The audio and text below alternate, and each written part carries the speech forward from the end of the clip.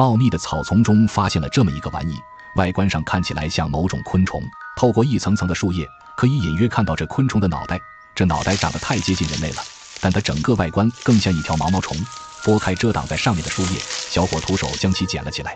这玩意居然五官齐全，但身体却像是一个蚕蛹，拿在手上软绵绵的，这是什么物种呢？有知道的朋友吗？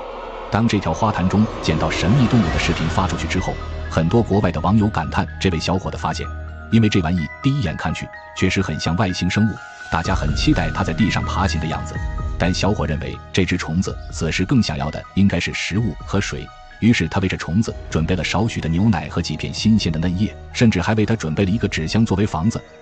他拿出一片嫩绿的树叶喂给这奇怪的虫子吃，可想而知，当把树叶靠近这虫子的时候，什么也没有发生。我们只能感叹这小伙子的脑洞很大，但老实说，我不认为这东西能够吃树叶和喝牛奶，因为它可能只是一个很酷的创意。